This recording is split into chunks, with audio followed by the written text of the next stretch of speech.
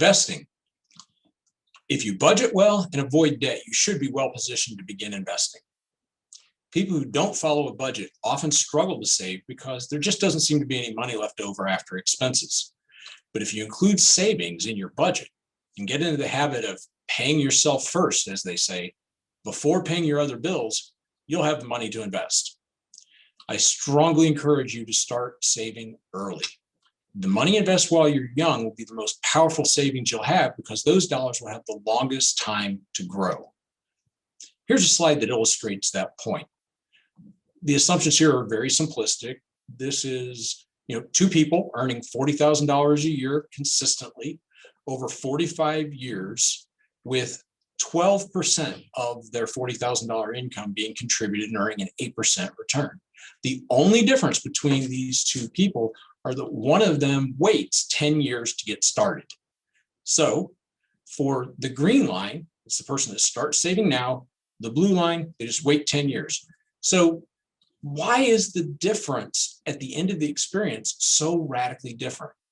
The person who starts now can accumulate a little over $2 million, whereas the person that waited 10 years has less than half that much, just at $900,000. Well, the person represented by the green line wasn't investing for twice as long. How did they end up with twice as much money? The reality is you need to kind of pay your dues by contributing in those first 10 years so that you can get the dramatic growth that occurs on the larger balance that you will have accumulated in the last 10 years. If you don't get started now, you won't have that balance to earn those higher returns on in the later years. It's true what they say. It does, in fact, take money to make money. And the easiest way to get there is to start today. So again, I strongly encourage you, start saving as soon as you can.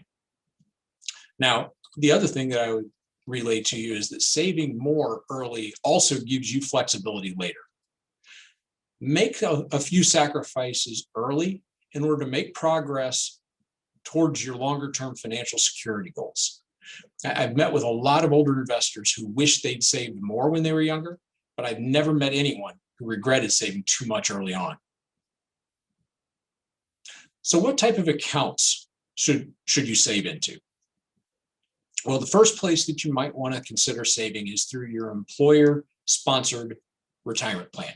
That could be a 401k or it could be a 403b. Whatever the tool is, my recommendation would be start there and ensure that you're contributing enough to it to maximize any match that might be offered by your employer. Oftentimes an employer will say, hey, I'll match 50 cents on every dollar that you save up to 6% of your income. Well, if that is the kind of match program that your employer offers, you would definitely want to make sure you're contributing at least 6% of your income into your 401k so that you get the maximum match offered. We refer to that as free money, and we certainly don't want you to be leaving any free money on the table. Do what you need to get the maximum contribution from your employer. Once you've done that, you might want to consider contributing to a Roth IRA. A Roth IRA is a very special type of investment. You put money into a Roth IRA after you've already paid taxes on it, but then that grows tax-free and you never have to pay any tax on that ever again. And if you put money in a Roth when you're young and you allow it to grow for 40, 45, 50 years, or maybe even more, earning a decent return over that period of time, it could grow into a sizable bucket of tax-free money that you can withdraw from when you're retired. Now, a Roth IRA is something that you really need to leave the money in it once you make the contributions, but it's really well worth it. Right now, the current contribution maximum is $6,000 per year. Now, that's $6,000 per person. So for a married couple, that could be $6,000 for each spouse. But there are some income limitations. I'm going to assume that most of you are still single. Therefore, I'll share with you the income limitations for a single tax filer. You begin to be limited at the amount of Roth IRA contribution you can make at $125,000 of annual earnings, and you're completely precluded from making contributions to a Roth IRA if you earn over $140,000 in 2021. It kind of phases out between 125 and 140. There are higher income limitations for a married couple. You can look at those, look at that data if that's relevant for you. I should also mention that some retirement plans actually offer a Roth 401k option. If that is the case, you may consider doing that. The Roth is particularly valuable when you're young and when you're in a lower tax bracket than you might be in later. Most of us earn more money as our careers develop, and that pushes us into higher tax brackets. So I strongly encourage you to consider whether a Roth 401k and a Roth IRA might be the right types of accounts for you to be contributing to in the first several years of your working career. The next question that I often get asked is, how much should I be saving? As a rule of thumb, I love to encourage people to save at least 10% of their income.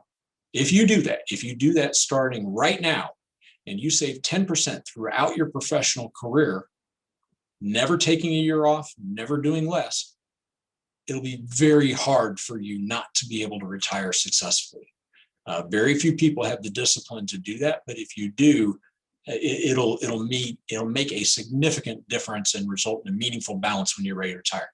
However, saving 10% per year every year may not be enough for you to accomplish your specific goals and objectives. I would actually encourage you, if you want to work for 40 or 45 years and then enjoy a potentially lengthy retirement, you may need to be saving more than 10% per year. Now, if your employer makes a contribution that adds on top of the 10% you're saving, that can be helpful, but you may still need to save more than 10%. My recommendation, if you remember back in the budgeting section, is as your income grows, add to this so that you might start at 10%, but as quickly as you can, grow to 11, 12, 13, 14, even 15% of your income being saved. Another question that I'll often get is, okay, so I'm saving this money, and you've given me some guidance in terms of what type of account and how much I might want to save, but what should I actually be investing in? And I can't give you a specific investment recommendation because I don't know enough about your specific situation. But you would be well served by using low cost and well-diversified investments. Some options that fit that description could include global equity ETFs. If you're looking for stock exposure diversified all over the world, a global equity ETF, there are several of them out there, could be a good option. Do a little research, find some that have low cost. The expense ratio defines how much of the return the fund manager is going to keep. And so it wouldn't be unreasonable to find some that cost maybe 0.2%, maybe a little less, maybe a little more. If you had to pay 0.4 or 0.5 for a global equity exchange traded fund, that would be a little bit on the high end, in my opinion. Another option would be to consider a risk-based strategy. So let's assume for a moment that you don't necessarily want to be only a stock market investor. You want to have some stock exposure, but you also want something to reduce the volatility of your portfolio. You might want some bonds to give you a little bit of stability. You might prefer 80% in stocks and 20% in bonds, or maybe 60% in stocks and 40% in bonds, vice versa, 40-60, 40 in stock and 60 in bonds, or maybe even 20% in stocks and 80% in bonds.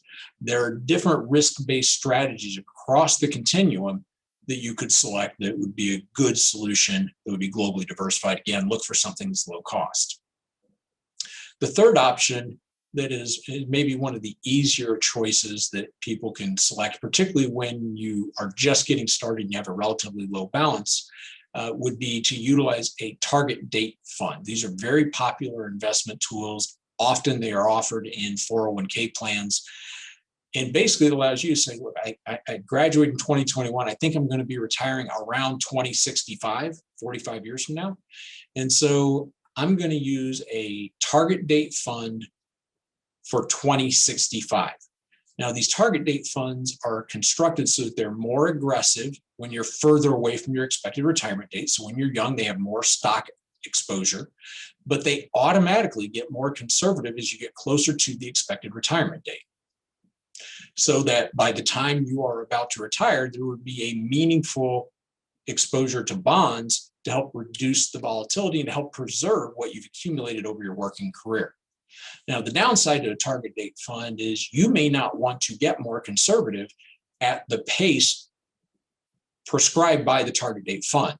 If that's the case, you might want to go with one of the risk-based strategies or maybe even build your own structure. But a target date fund could be an easy way to get a globally diversified, fairly aggressive structure early on as you're just beginning to invest. Be sure to invest, whatever tools you use, be sure to invest in a way where the risk and return expectations are a good fit for you. You may be able to embrace more risk when you're young because you don't have as much invested and you have a lot of time to recover from short-term losses. Let me just give you an example. If you get started savings right now, and a couple of years from now, you've accumulated $10,000, and then we have a down market, and you were invested pretty aggressively with a lot of stock exposure, maybe all stock, and you lose half of it in a bad bear market. Well, that's not going to feel very good, but you're going to be able to recover just through your contributions in just a year or two. Additionally, the market's probably going to bounce back as well, and that's going to help you recover. But the ability to replace what you lost through cash flow over a relatively short period of time will sometimes allow you to embrace more risk. Now, fast forward, let's assume that we're decades down the road, you've got $1 million that you've accumulated. If you had that same structure and you lost half of that, the ability to replace $500,000 through contributions is a lot more difficult, obviously. So by the time you accumulate a more substantive balance, that's where you might want to consider adding more bonds to your mix. Now, more stock exposure will certainly carry more risk with it, but it also offers higher expected returns. So having said that, you need to find a structure that you're comfortable with in both good and bad markets. Finally, I'd recommend that you avoid trying to time the market and resist letting your emotions impact your investment decisions. Having a structure that's right for you and adhering to it with discipline will serve you well over a long investing time horizon. I'm going to share with you a chart that shows how investors feel throughout a market cycle and how they're likely to respond at different points. But first, I have to tell you a story about taking my daughters on their first real roller coaster ride. So my oldest daughter, Ashley, my younger daughter, Lexi, who I introduced to you at the beginning of this series, had just gotten tall enough to ride their first real roller coaster. And we went on a family vacation, and they had picked out a roller coaster that they really wanted to ride. They told me in advance, look, we don't want to do anything that goes upside down, no corkscrews or loops.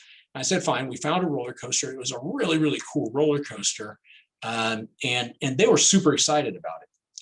And so as we started to go up the first climb, they were literally bouncing off the walls. They were looking over to the left and saw where we parked our car and saw the condo we were staying in. They looked over to the right, they saw the whole theme park lay out to their right. And they said, hey, when we're done with this, can we ride that roller coaster over there? I'm like, sure, you want to ride it? We'll ride that. And they were absolutely thrilled as we climbed that hill. And once we hit the peak, it was virtually a 90-degree straight drop. And we went down that drop, and my oldest daughter, Ash, was sitting to my right, and I felt her little hand on my right arm just squeezing it. And I glanced over, and I saw that she was as white as a ghost. The blood had completely drained out of her face. She was not having fun on this ride at all. Oh my gosh, I've made a huge mistake. What do I do to make her feel better at this moment? She's terrified. She's scared. She's afraid. So I thought, okay, yeah, I got to let her know that I'm having fun. So I started laughing and, just enjoying the roller coaster ride. And I knew in my mind, she's just got to make it through the next 20 seconds. Because after that drop, most roller coasters don't really last that long. Sure enough, we finished the roller coaster, we come around the last turn. And if you've ridden a roller coaster, you know the sensation that you're pulling up and they stop the car just short of where you can actually get off the roller coaster. And it goes tick, tick, tick, tick, and the roller coaster comes to a complete stop. And my sweet daughter looks over at me and she says, Daddy, I do not want to do that again. Well, that's the way people often feel when they're investing. So this chart, this classic cycle of investor emotions, there's a parallel between the stock market and riding a roller coaster. And so as the markets are going up towards the left side of this chart, you can see that people are excited, they're thrilled, and they say, wow, I feel great about this. And the point where the markets are doing really well, investors are excited to put more money into it. And oftentimes they're buying at the point of maximum risk. They don't know it. They don't know that's the point of maximum risk. But as the market starts to go down, which markets are cyclical, they're going to go up and down. They're going to do over and over and over again throughout your investing time horizon. But as they start to go down, people start to get afraid. And it's not uncommon for them to initially say, hey, I'm a long-term investor. This is just a temporary setback. And they stick with it. And the market goes down further. And then they start to panic. And they start to get despondent. And then they say, hey, wait a minute. Maybe the markets just aren't meant for me. And I've seen it happen time and time again that people pull the ripcord and they jump out because they just can't take it anymore. And they often do that at the point of maximum opportunity.